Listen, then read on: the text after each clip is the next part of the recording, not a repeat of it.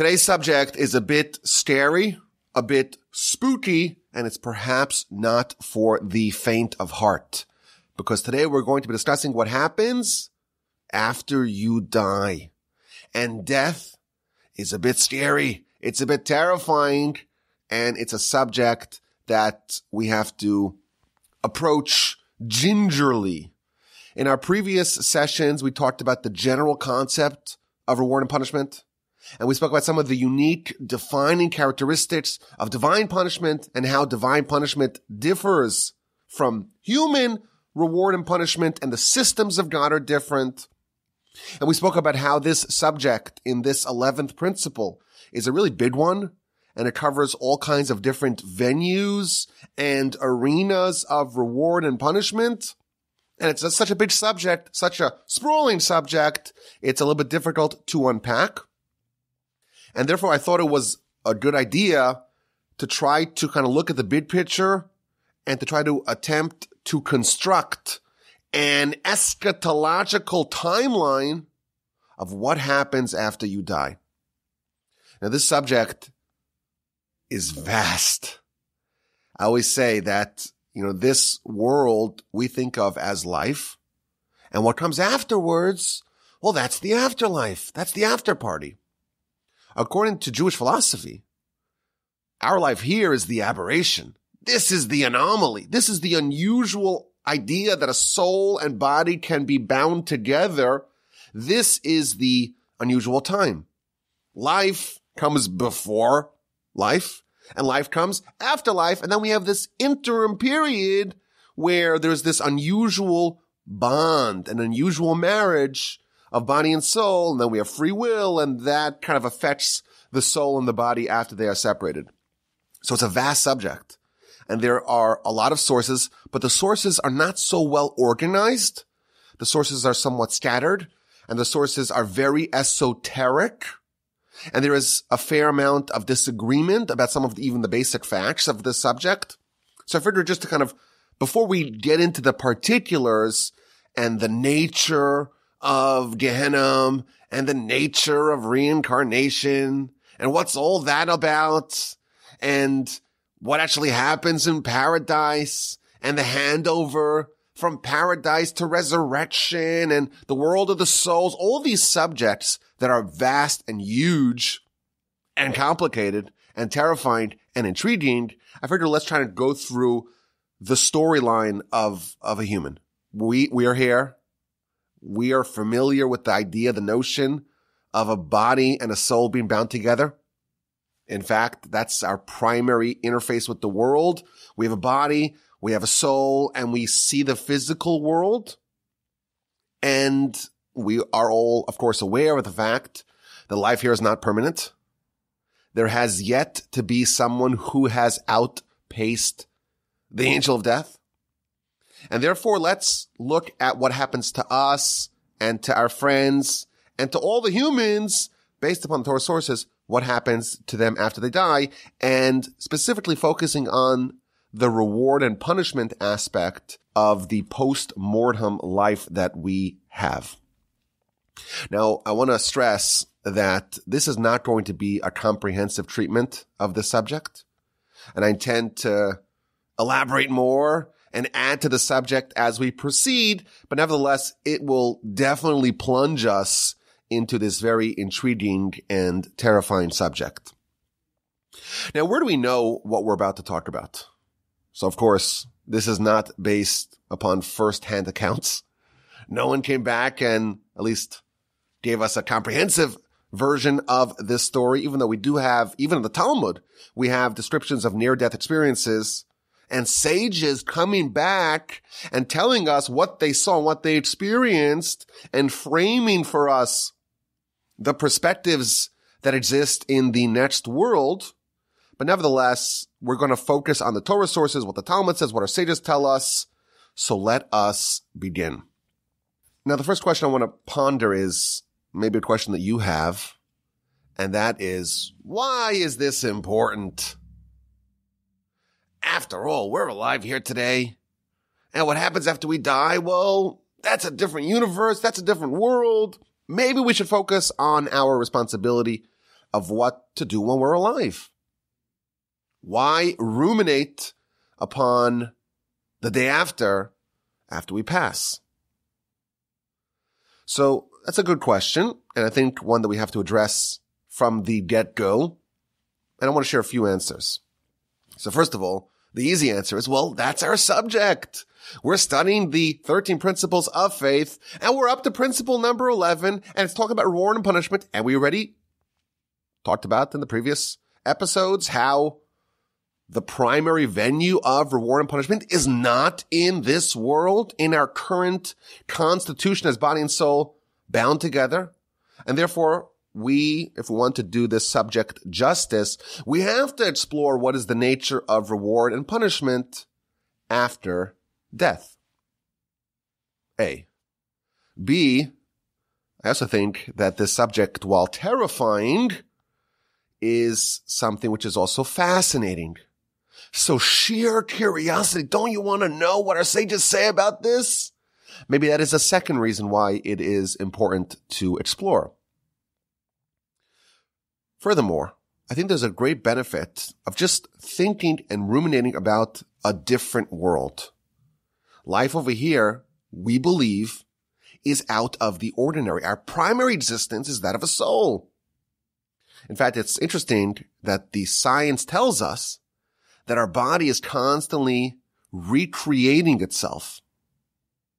We're constantly shedding old and dead cells and creating new ones to the tune of like millions of them a day.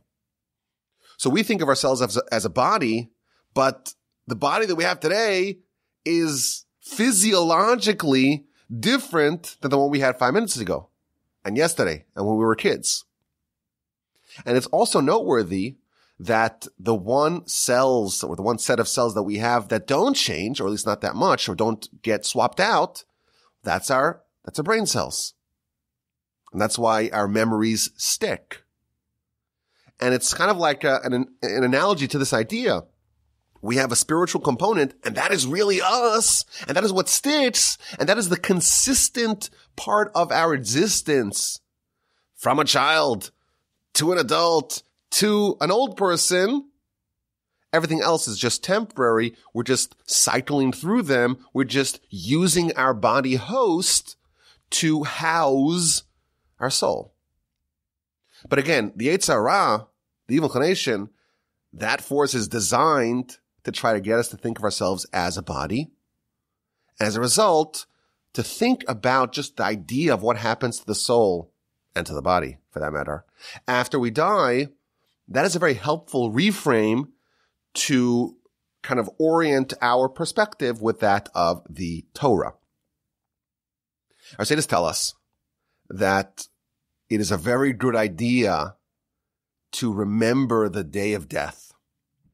Of course, the verse in Ecclesiastes tells us it's better for you to go to a funeral, to a house of mourning and bereavement, than to go to a house of celebration.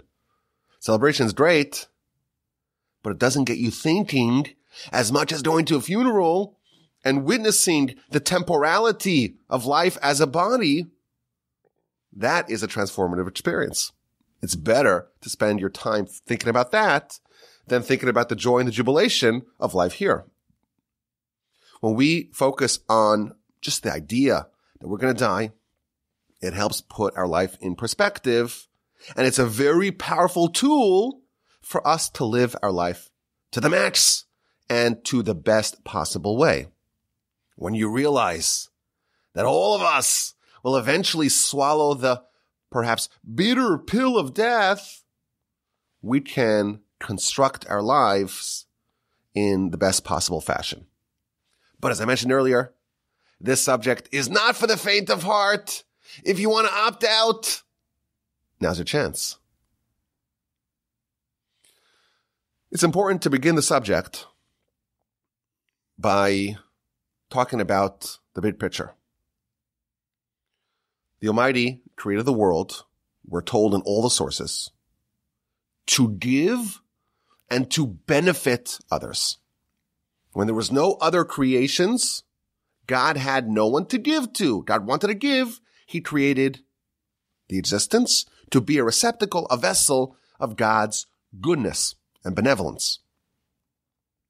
But God wanted to give in a perfect fashion, and therefore he created a human who can, via their free will, choose good and thereby earn good and earn perfect goodness. That is a truncated version of what our sages tell us about the reason why God created the world. When we look at what happens after you die, it's important to remember that everything that happens, the overarching objective of all the terrifying things we're going to read about and learn about, the overall objective is for the benefit of mankind, and to best prime and position the person to be worthy of great reward and divine goodness. Now, the primary benefit, the primary venue of reward is a mode of existence that we call Olam Haba, the world to come.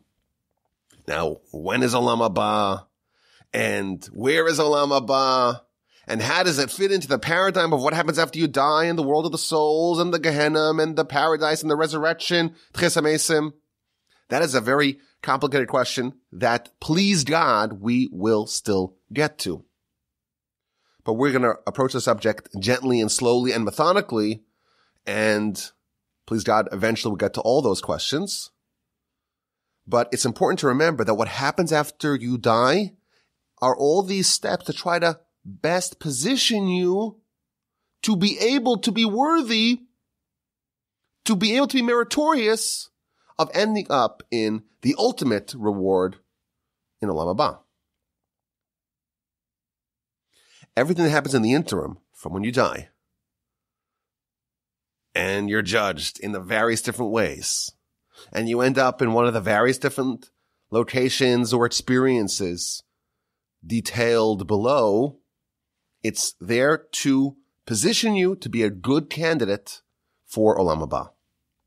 In that framework, let's discuss the question, what actually happens after you die?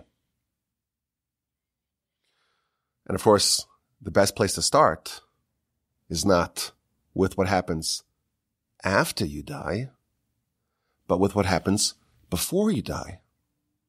And what happens during death? What happens when you die? So our sages tell us in the book of Shabbos on page 55 the following idea. Death can only be the result of sin. Amar Rav Ami. Rav Ami said, Ein misa below chet. There is no death absent sin. Says Rashi, V'cheto shel adam. And a person's sin, that is what causes them death. Interesting.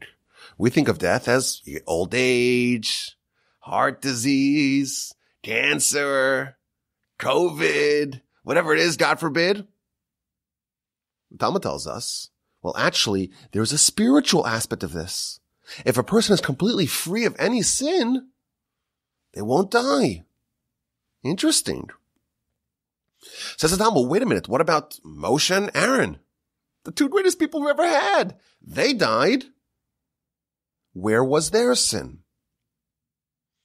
Says the Talmud, Moshe and Aaron also sinned.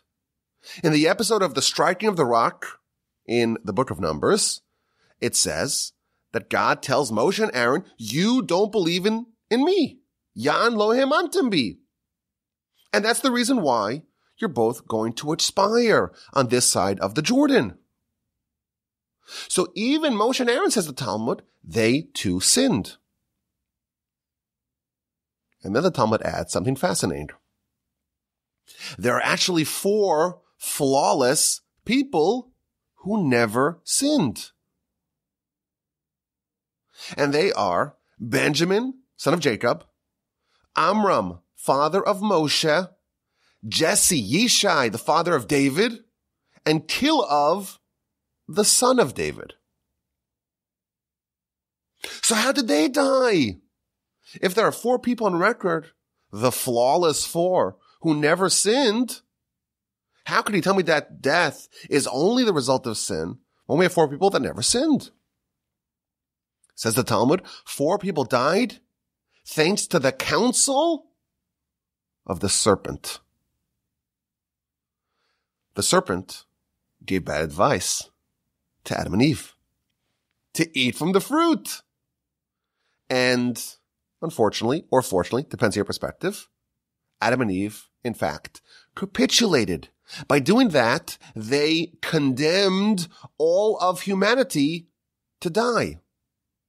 Meaning, and this is of course a very advanced idea, Adam and Eve, by sinning, they made sin, so to speak, endemic or ever present within humanity, and therefore someone could die either as a result of their own sin, but if they have no sins of their own, then they die of sin, so to speak, that relate to Adam, thanks to the counsel of the serpent. So there's a few amazing ideas here that we have to draw out, just tangentially. First of all, there's an amazing concept of free will. We think of, humans, we have such bad tendencies and everyone makes mistakes. But we believe in a concept called free will. We don't believe that sin is a fait accompli. It's possible, though extraordinarily rare, it's possible to never sin. And we have 4 people on record that never sinned, which is, again, a life-changing idea. This is not all set in stone. Corruption and wickedness and violation of the will of God is not set in stone. There are 4 people, again, out of hundreds or 100 and something billion people. It's a very small percentage. It's a tiny percentage, but we do have 4 people on record that never sinned. What an interesting idea.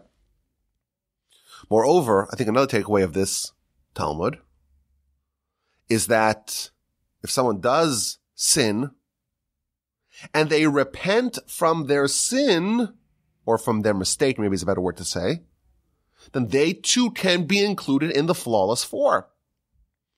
How do I say that? How do I know that? Because the Talmud tells us that Amram, the father of Moshe, did make a terrible and grievous blunder.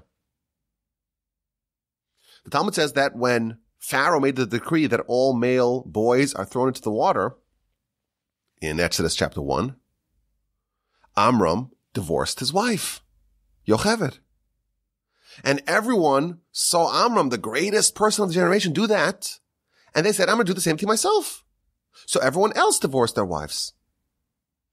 And then a 6-year-old girl changed the course of all of Jewish history. And that is Miriam. Miriam is the 6-year-old daughter of Amram.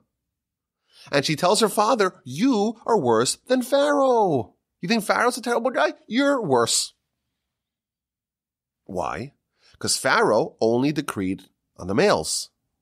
And by separating husbands and wives across the nation, you're decreeing against males and females. Pharaoh wants to destroy them in this world. You, by preventing people from being born, are destroying them in this world and in the next world. And Pharaoh, we don't know if his decree is going to be fulfilled, but you're a righteous person, your decree will be fulfilled. So Amram, course corrected. He remarried his wife, and everyone else remarried their wives. It seems like Miriam had a good point. She told her father that you did something that's worse than Pharaoh. Amram was not mistake-free, but he fixed it. He repented. He course corrected. He wasn't mistakeless, but he was still sinless. A mistake that is fixed is not a sin, evidently from this Talmud. Now you could ask the question, what about Moshe and Aaron? Moshe and Aaron, they certainly repented from hitting the rock. How come they're not included in the flawless 4? The answer to that is that there are certain kinds of misdeeds that can only be fixed after someone's lifetime has concluded. The Talmud tells us that something that relates to Chil Hashem, desecration of God's name, that can only be fixed with a person's death. And because Moshe and Aaron, their mistake, again, on their level, of course, but their mistake had something to do with not presenting God in the proper light, therefore there was no way for them to completely cleanse themselves of that transgression, and they died not due to the counsel of the serpent, but due to their own misdeeds. But this is the principle I want to pull out of this idea, that death is a result of sin, with the exception of the flawless four. Now, on a more granular level, there is an angel called the angel of death, the Malach HaMaves, that extracts the soul from a person and kills them. And the Talmud in the book of Bava Basra, page 16a, tells us that this angel of death is an outgrowth of two other angels, namely the Yetzer Hara and the Satan. Who Satan? Who Yetzer Hara? Who Malach HaMaves? This is all the same thing. There are three names to this force. The Yetzer Hara tries to get a person to sin. The Satan tries to present the arguments for a person's guilt before God. And the angel of death extracts the soul. This is the executioner, judge, jury, and executioner. That is the angel of death. So this is the same idea. The power that the angel of death has to kill a person, that all stems from the success of the Yetzer Hara in getting a person to sin. And on an even more granular level, the Talmud tells us that the Yetzer Hara has 7 names. This is the Talmud, the book of Sukkah, page 52a. There are 7 names to the Yetzer Hara, meaning that there are 7 different aspects or components to this force. And those 7 names are Ra, evil, Aral, foreskin, Tameh, impure, Sone, a hater, Michshol, a stumbling block, Evan, a stone, and Sphoni, an internal one. Our sages, in addition, tell us that these 7 different names correspond to 7 different categories of sin, which is, of course, a concept plagiarized poorly by the Christians. There are 7 general categories of sin, and they are envy, lust, arrogance, stinginess, licentiousness, hatred of other people, and idleness, wasting time. And our sages tell us in the Talmud that the Yetzer Hara, the evil inclination, which is also the Satan, which is also the angel of death, it's described as a 7-headed serpent. There are 7 different forces at play. Oh, and the Talmud also tells us that there are 7 names of Gehenna. This is the Talmud, the book of Eruvin 19a. There are 7 forces of the Yetzer Hara trying to get us to do 7 different categories of sin, and each category of sin has to be cleansed in a different aspect of purgatory. And the Talmud, in the book of Brachos, page 4b, at the very beginning of the Talmud tells us, this is to bring this point home, the angel of death has 8 powers. What are the 8 powers of the angel of death?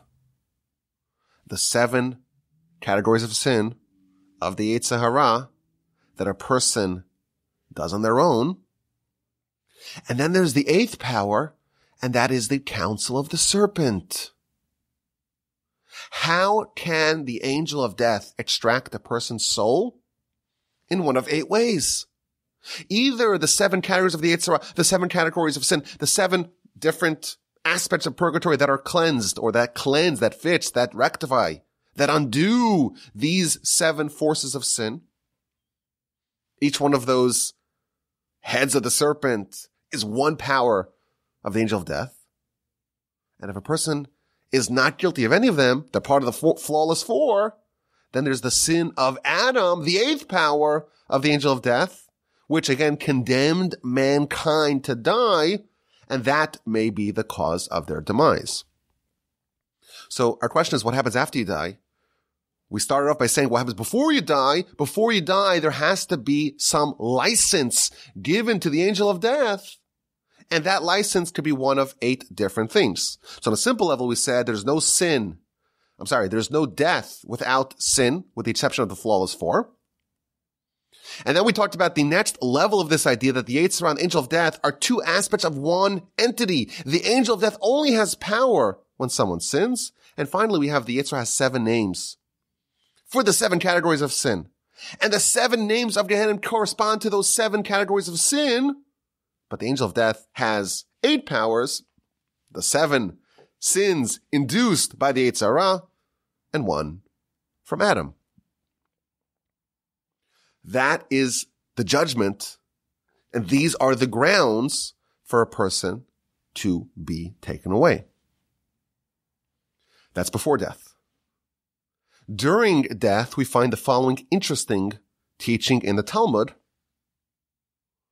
that connects the Yetzer Hara with the angel of death. The Yetzer Hara is not necessarily viewed by us as an enemy. In fact, we actually adopt the agenda of the Yetzer Hara in our lifetime. The Yetzer Hara says, pursue this and pursue that. And we think we want it. We view the Yetzer Hara as our friend. He's helping us fulfill our desire for pleasure in this world. He's helping us pursue our goals. At the moment of death, the Yetzer Hara changes from the Yetzer Hara aspect to the angel of death aspects, freaks us all out, and we realize that we've been duped and deceived throughout our lifetime, and we get a tremendous pain and regret because we dedicated ourselves to the agenda of our enemy. In the words of our sages, the Yetzer Hara changes his garments from being an ally, the Yetzer Hara, into being an assassin, the angel of death. It turns into the angel of death, and it kills us. Now, how does it kill us? Again, we actually have a description in the Talmud, in the book of Avodah Zarah, on page 20b. It tells us that the angel of death is composed of just eyeballs.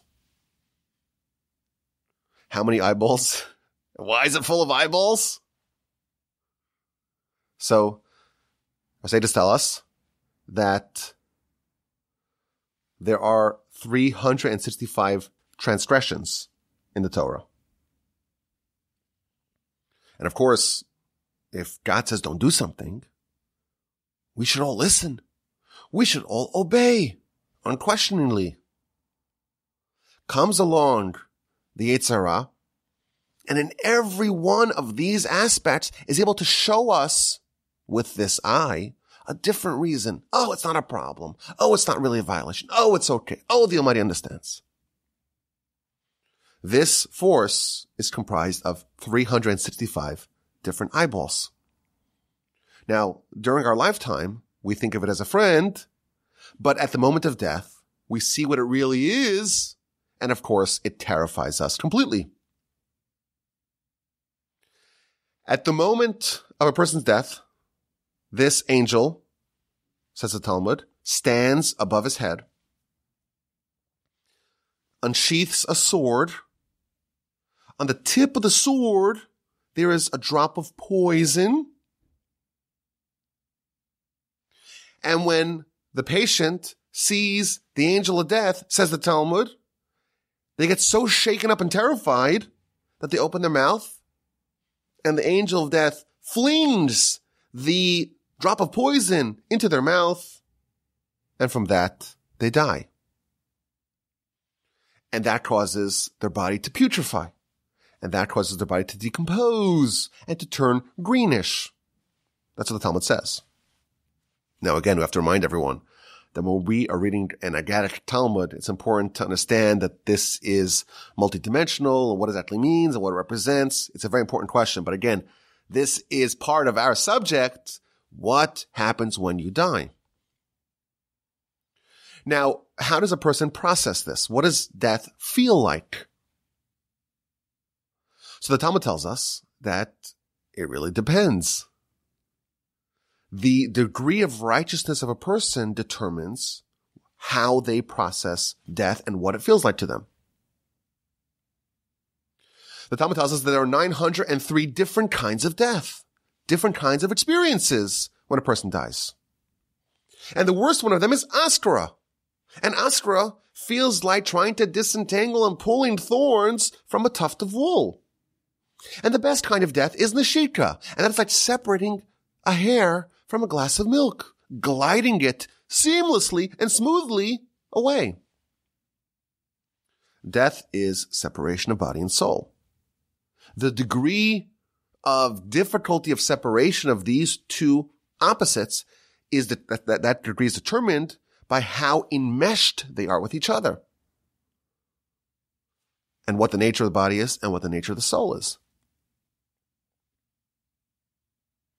And therefore, a person who lives a very righteous life and makes sure that their soul does not become contaminated and doesn't become corrupted and doesn't get sullied and dirtied by sin, and make sure to keep the body at bay, the removal of those two is smooth, is painless, is seamless. It's simple.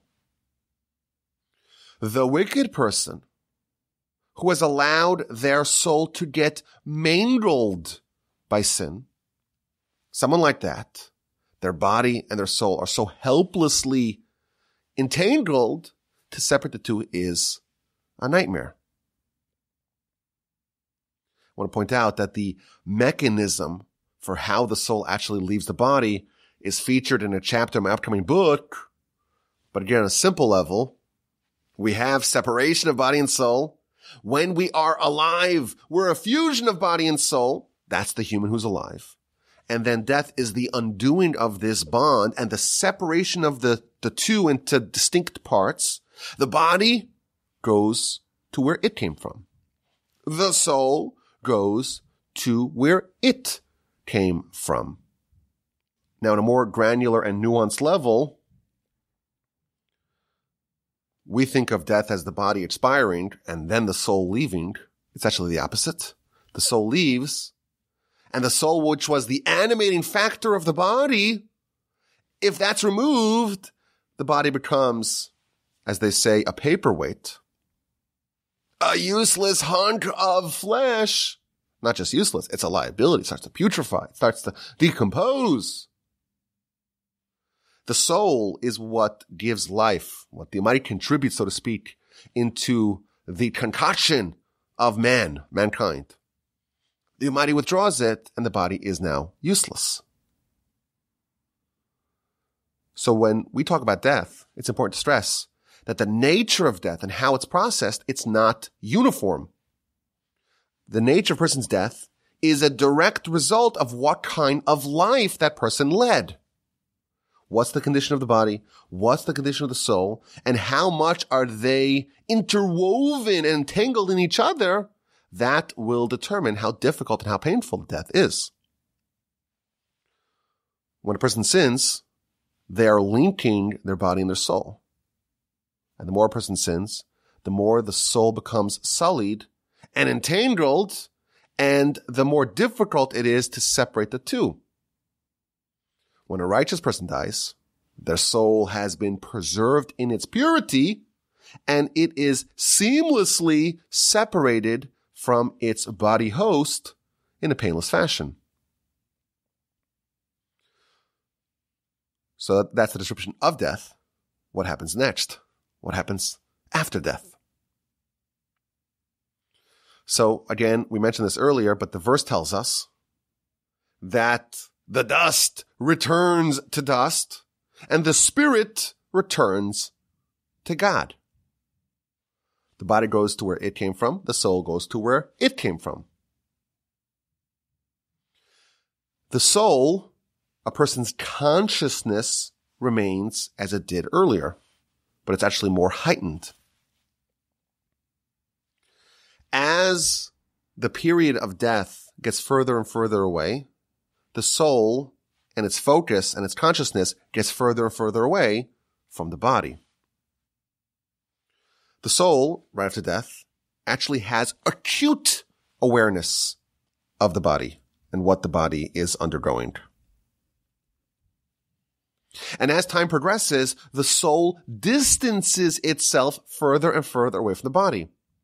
And there are all kinds of milestones. You have from the death and until the funeral, from the funeral until the burial, and then the eulogy. The eulogy, in fact, the Talmud tells us, may serve as an indication as whether the person is a good person or a righteous person or a wicked person.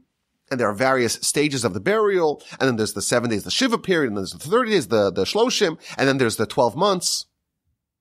The soul and the body are gradually separating from each other, and the soul is moving on to the more ethereal realms. Right after death, the soul, the dismembered soul, sees exactly what is happening to the body. It's still very closely associated with it. And the soul, in fact, is quite fascinated with the body. It's able to see it from the outside. Our sages tell us that the soul sees the friends and the family crying and mourning. Right after death, the soul's focus, the soul's attention is primarily on the body. Autopsies are a terrible idea because it's extremely painful for the soul. In fact, my father used to tell us war stories when he was a kid in Israel, that they would take bodies, they would snatch bodies out of the coroner's offices to bury them quickly because it's against Torah law for this reason. It's against Torah law to do an autopsy. It's a very painful experience for the soul. Why would you do that? Similarly, cremation, it's the worst experience for the soul. I always advise people that if their family members want to have a cremation, it's a good idea to violate their request. Don't give them what they want. Have mercy on them and don't listen to them. Why would you want them to endure such a painful and torturous experience? The Talmud tells us that the soul hears exactly what everyone is saying about it. And there's a question in the Talmud. When does that end? Does it end when the body decomposes? Does it end when the body is sealed in the coffin? When the body is sealed in the grave? It's not so clear. But the body is still hyper aware of what's happening around it. But the soul is still hyper aware of what's happening around it and the body. The Talmud further tells us that the soul mourns for 7 days. The soul itself is mourning. And then there's a period of 12 months where the soul goes back and forth from hovering near the body to ascending the upper spheres. For 12 months, the soul is still kind of ping-ponging back and forth between its existence here, its association with the body, until it just eventually says, I'm in the spiritual realm, and it kind of fully severs or fully releases its association, or at least most of its association, with the body. After a person dies, the soul undergoes all manners of judgment. Our sages tell us that the soul experiences 7 different kinds of judgment. Number 1, right before death, 3 angels come to inspect the soul. One angel calculates all the seconds that the person was alive to figure out what did they do with the golden opportunities that they were given. The second angel calculates all the transgressions that they did. The third angel is the same angel that accompanied the child in utero and taught it Torah. And the third angel says, it's there to inspect, how much of what I taught you have you retained? And that's the first level of judgment. The second level of judgment is after death, when the person is being led to the grave. They're being judged. And the declaration that is said before the wicked is, woe to this person who rebelled against the king. The third level of judgment is when the person is being placed in the grave below. They are being judged on high. The fourth level of judgment is what's called chibut hakever, which literally means, well, let's not translate it literally, but it means the judgment and punishment in the grave, where every limb and organ that, so to speak, divorced itself from God is going to be treated and punished and addressed and judged relative to its behavior. The fifth level of judgment is the worms and maggots that are nibbling on a person's flesh. The sixth level is what's called kafakela, the slingshot treatment. And finally, level 7 is Gehenna. Now, what happens in the grave, the thing I didn't want to translate, essentially, we could translate. We call it the beating of the grave. There are some very scary descriptions. And again, I warned you, this is going to be a little scary. So pardon me. Forgive me.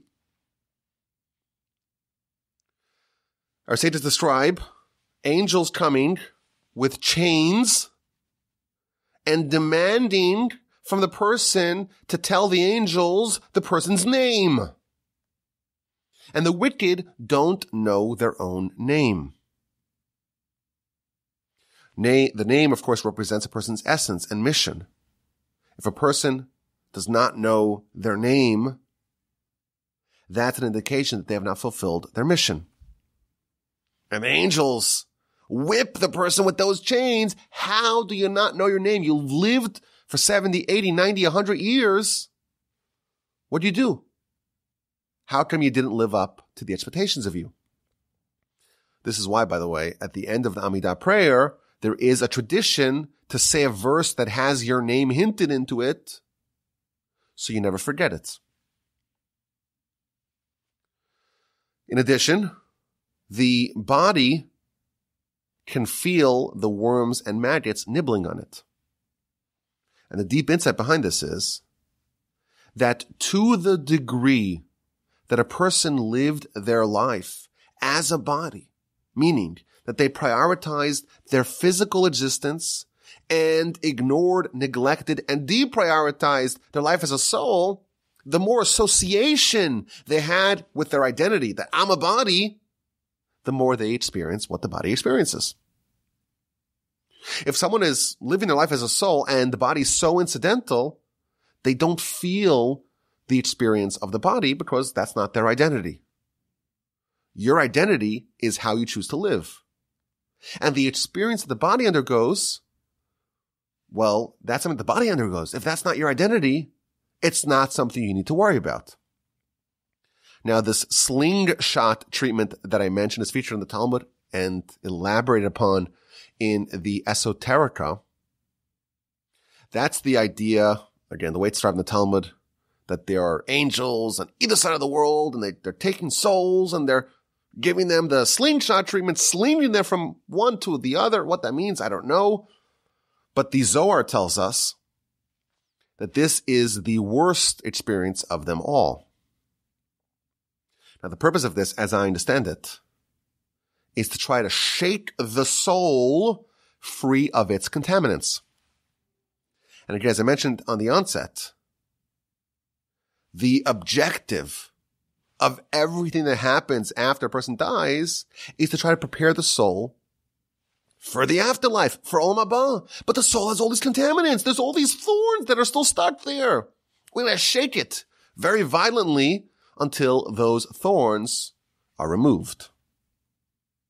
And therefore, we've got to sling it back and forth until there is the ability to view the soul absent its contaminants. And the seventh level of judgment is the goal. That's where we want to end up, because that's Gehenna, and that is the purgatory, where the purification process, where the fixing process can begin. Again, the objective is to try to restore the soul to its pre-corruption condition so that it can be worthy and meritorious to end up in the afterlife. Or perhaps for a different end, as we shall see. But again, the critical point in all these layers and levels of judgment is that the more someone lives as a body, the more that its identity is associated with the body, the more it, so to speak, the consciousness lingers and feels the pain of the body. A soulful person is someone that lives as a soul, and that identity is not connected to the body, and it does not experience what the body experiences. Now, this judgment that we talked about is much more connected to a sinner, to a wicked person. A righteous person experiences these times in a very different fashion. After a righteous person dies, we're told that they actually encounter the forefathers, Abraham, Isaac, and Jacob.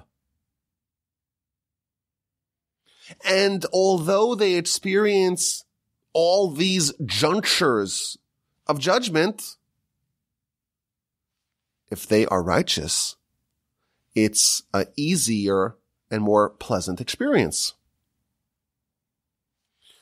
Now, the Talmud tells us that the Gehenna, that the purgatory, has 3 entrances.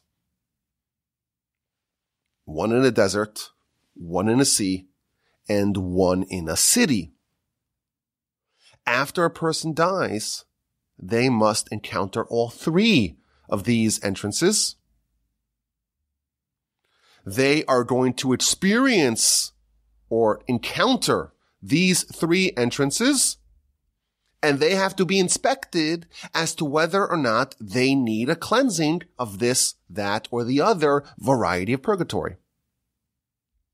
The Talmud tells us that the Torah and mitzvos, protect us from all 3. They are the Kevlar that protects us against Gehenna. A righteous person will pass by Gehenna, a completely righteous person will pass by Gehenna and will go to a place called Gan Eden, Eden, paradise. But even Eden and paradise, those exist on multiple levels and dimensions. You have 7 different layers of paradise until you have the higher paradise. And it takes a minimum of 12 months to get from the lowest level of paradise until the highest level of paradise. The ultimate destiny of the soul in this dimension is to end up ensconced underneath the divine throne of glory.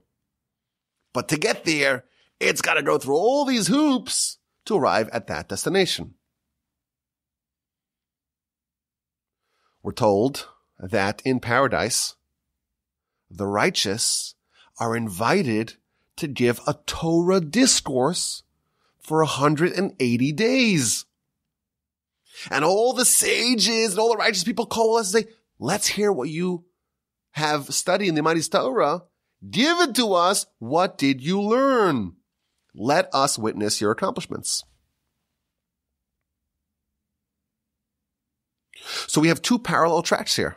And again, this is 2 general statements, 2 parallel tracks. It's really everyone is an individual, but in general, you have the wicked, and they got to go through all these levels of purification and priming just to be able to end up in Gehenna, which is the purification and the fixing. And then you have the righteous, they experience a much more pleasant preparation for paradise. After the wicked spend some time in Gehenna, it seems that the wicked can indeed end up in the same place they can end up in paradise as well. The Talmud tells us in the book of Rosh Hashanah, page 17a, the wicked ones, the sinners, they descend into Gehenna for 12 months. After 12 months, their bodies are destroyed, their souls are burnt, and a wind comes and scatters them underneath the feet of the righteous. What this means, as I understand it, is that the purpose of Gehenna is ultimately to facilitate that a person who is wicked, whose soul had alloys and contaminants and impurities, that person can eventually end up in paradise. Sometimes you have to spend the full 12 months of cleansing and purification to be able to end up underneath the feet of the righteous in paradise. Only if someone is completely free of any sin do they not make a pit stop in Gehenna. So it's actually ironic that we do want to end up in hell, purgatory, Gehenna, because that means that we are in a process of trying to perfect and purify ourselves to eventually make it to Gan Eden, to paradise. This experience of Gehenna is matched out at a year, 365 days. Why is it matched out at a year? So perhaps the answer is, the Talmud tells us that there are 365 negative commandments, prohibitive commandments in the Torah. Perhaps, this is speculation, but perhaps every single one of those sins, you need a day. There's one day in purgatory where that sin and that contaminant is addressed. And therefore, if someone is a complete sinner, they are flawed in all 365 dimensions, they'll need the full 12 months. So we have two ways, so to speak, to end up in paradise, the righteous way, the wicked way. Both of these people have to undergo all these various series of judgment, and eventually they end up, whatever level permitting, in a certain degree of paradise. There is a third track. There is a third track, and that is the track that we call reincarnation. If a person is flawed, they need to have those flaws ameliorated, addressed, remedied before they are qualified to end up in Gan Eden. But there's a difference between a person being flawed and a person not accomplishing their mission in life.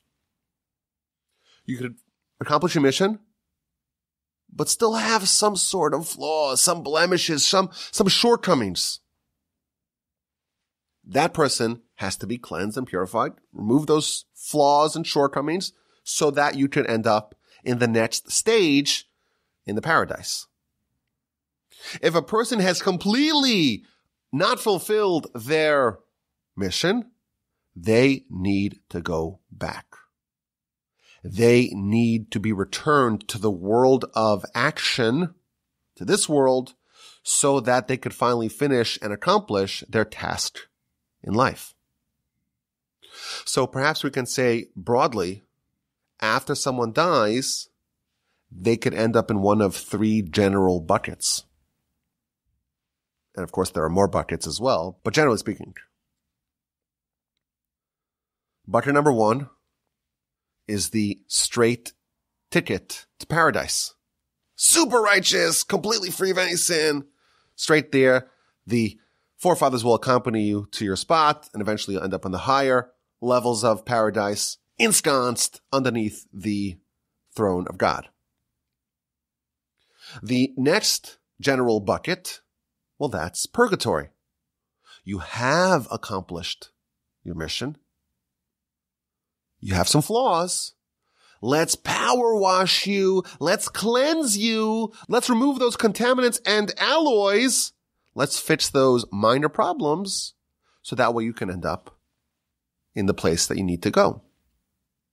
And finally, we have the third bucket, and that is where you need to be sent back because you have not yet done what you need to do.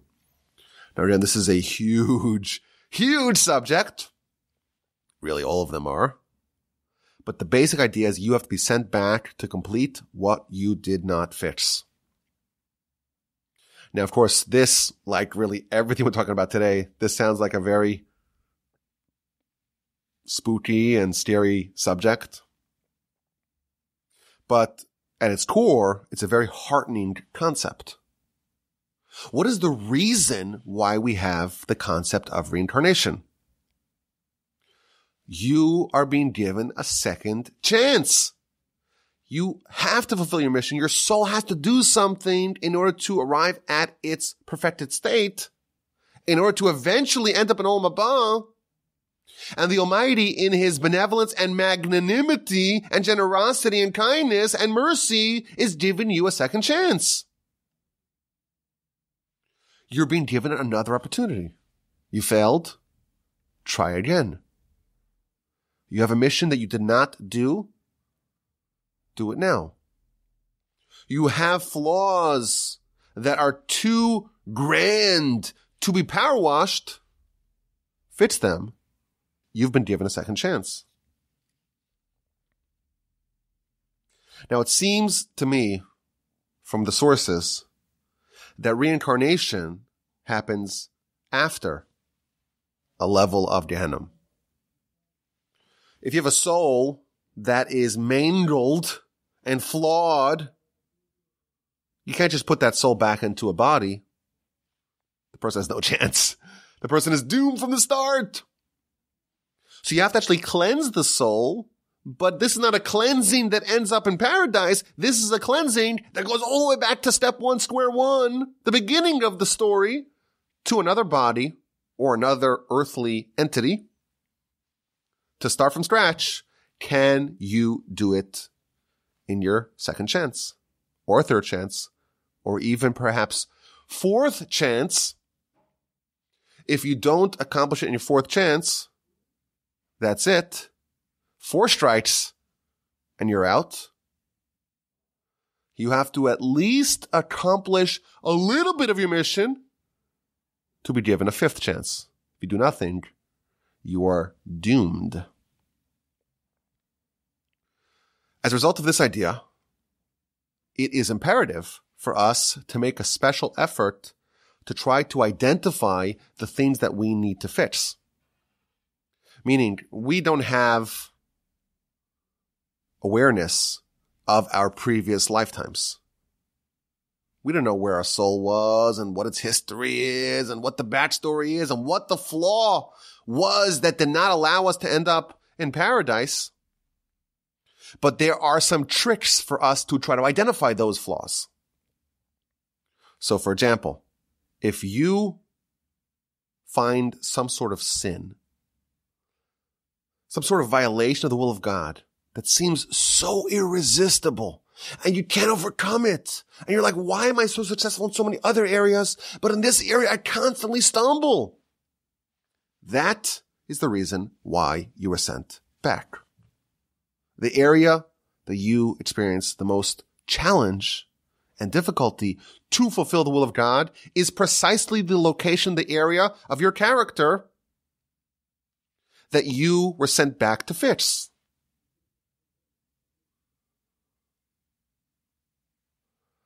We're given a second chance, and a third chance, and a fourth chance, and perhaps even a 5th chance, and so on. But even though someone's given a second chance, it seems likely that when you fix it, the second, the third, the fourth, the 5th go round, there is a bit of an erosion of the power of the soul, and your soul, whatever this means, shrinks in its capacity in each successive round. Think about it. If the soul comes and it's all mangled, you got to fix it, you're shaving off little parts, it's a smaller soul, so to speak. Of course, these are terms, these are usages of terms that don't really fit to the spiritual paradigm, but the soul is going to be limited if it was, so to speak, infected round 1. Round 2, it's going to be a weaker soul. But there's another fundamental difference between someone who fixes themselves perfectly round 1 versus someone that has to come back and be recycled and go through it a second time and eventually does fix themselves as well. Do you remember the Talmud we mentioned earlier? I know we mentioned a lot of Talmuds, but listen to this one.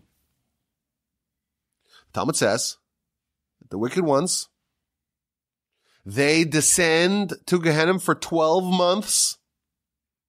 And after 12 months, their bodies are destroyed, their souls are burnt, and a wind comes and blows them underneath the feet of the righteous.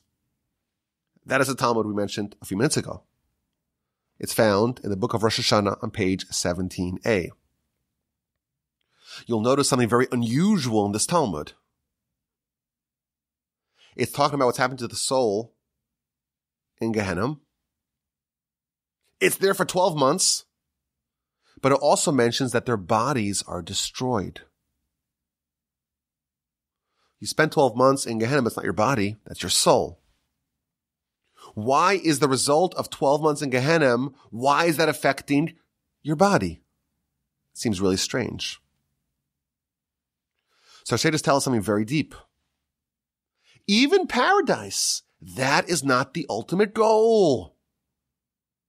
The ultimate goal is Olam Haba, a subject that we will, please God, discuss at length. Olam Haba comes, at least apparently from the sources, but like I mentioned earlier, a lot of these subjects are subject to great dispute. But Olam Haba is the world that comes after the resurrection. So someone's resurrected, body and soul reunite. Isn't that strange? The soul's cleansed, the soul's in paradise, the soul's ensconced underneath the divine throne of glory. And then there's resurrection. Body and soul are reunited. Is the body intact? Is the body fully operational in Olam Haba? The answer is, it depends. If someone was a complete tzaddik from day 1, then yes. If someone had to go through many rounds of reincarnation and purification and Gehenna, then their body is destroyed. They spend 12 months in Gehenna, the body is destroyed. Meaning their body which comes back for reincarnation, let me repeat that. Meaning that their body that comes back for resurrection is not a complete body. Perhaps we can say, this is the age-old question about reincarnation. Suppose your catalog of bodies is 10 different bodies over the course of 2 millennia. Again, this is all spitballing. None of us really know this. We can't really identify the history and the transmigration of our soul and which body do we have in the previous go-around, even though we may have some premonition.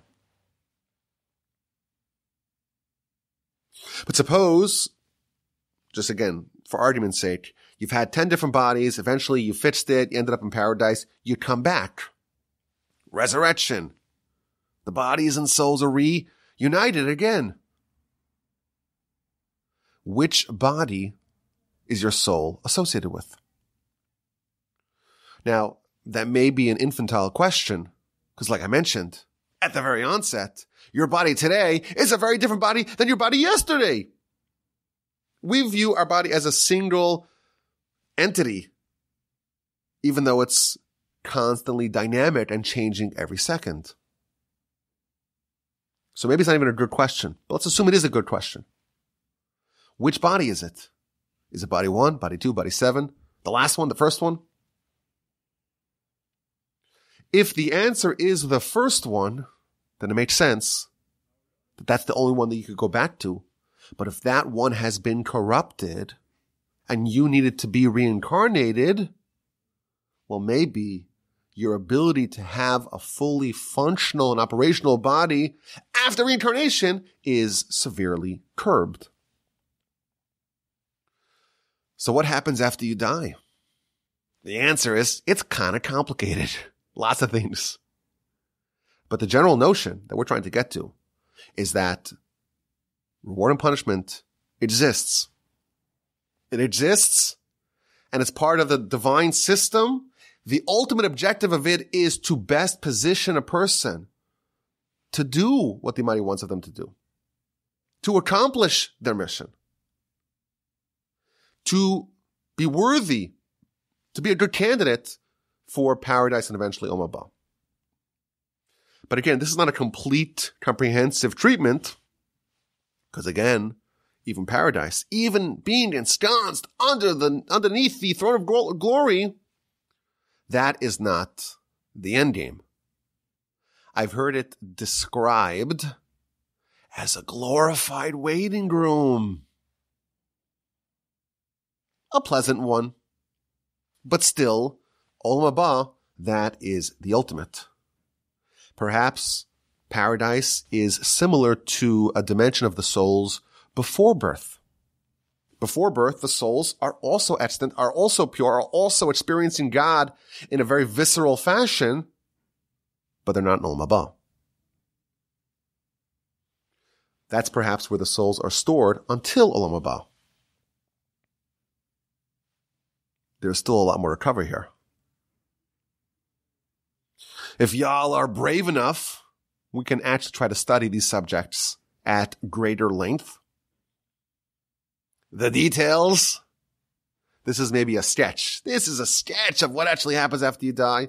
And there's so many different aspects that are intersecting here. What's Gehenna actually like? Maybe we can even get into the various stages of judgment that we talked about. From what I've seen, it's pretty scary. I don't know if we want to go there. Maybe we could give enough disclaimers ahead of time. I don't want to freak anyone out. What's paradise like? The details of reincarnation as best we know them. There is still so much to cover. I feel like we started this principle softly. Reward and punishment in general. And how does godly punishment begin? How does that work? We're getting closer to the meat of this fascinating subject. As always, my email address is rabbiwalby@gmail.com. I look forward to your questions and your comments.